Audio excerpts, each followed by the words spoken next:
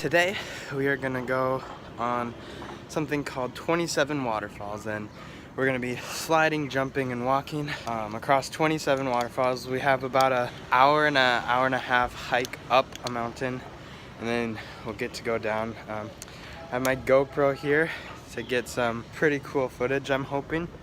But we just had breakfast and it's like perfect temperature. Probably gonna warm up a little bit too, so that's good. So it should be a really good day. These last 2 days here in the Dominican should be really, really fun. Let's get going.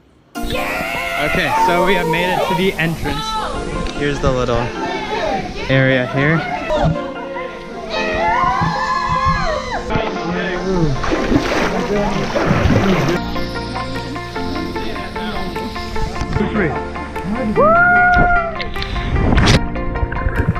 Yeah.